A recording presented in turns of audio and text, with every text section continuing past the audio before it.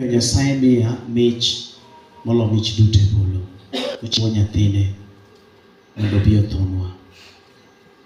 Weche adek madwaro mondo wabed godo e chunywa to reflect about these days.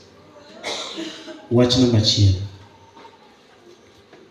Sometimes when you want to offer the best to the world, the best must come out of love.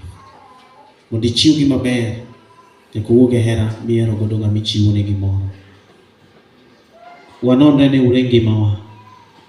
Sama Nyasaye chiwo ber ne piny mangima, wan wachiwo ne piny ang'o? Sama Nyasaye chiwo ngima ne dhano, in to ichiwo ne dhano ang'o? What do you offer the creation? As God is offering the best as a son, in to ichiwo ang'o ne piny ngima? Let us learn. Nyoro puonjwa ka, and we are told about love. Ka Yesu ne chiwo ranyisi kendo wacho ni timuru kaka anyisou, obednu ranyisi. Gima ne Yesu temo nyisowa ni gima waneno, we should express it out to others. What about today? Ang'o miseneno migombo timo ne ng'ato imbe? Be igombo chiwo ngimani ne kwe mondo ng'ato bed gi kwe dala midake, kata gweng' miwuoke, kata kama itiye, kata ndara miwuothe? Be iparo ni nitie gima igombo chiwo ne ng'ato? Do you think you want to offer something to someone? Gima chielo kendo mabe adwa ni mondo obed e pachwa kwasenonore gima wan wanyalo chiwo ne piny ngima.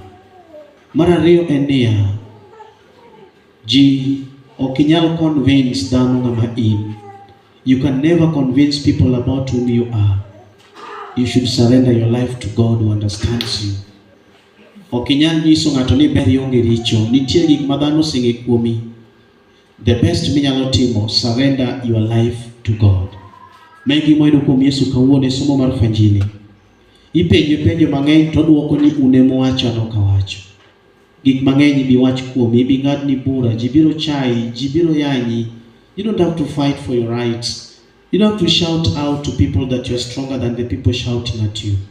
Sometimes when you surrender to the hands of God, you win so nicely.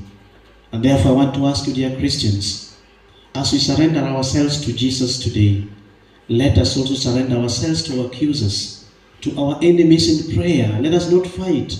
We bring a community of peace. Jesus did not fight back.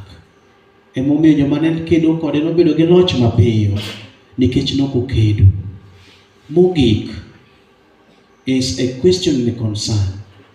Nyaka nochak ndalo mag Lent, nyoro nwabiro ka kendo Father nowacho ni wating'o chandruok wa nyoro nwamiyo gi Yesu nikech en kod teko.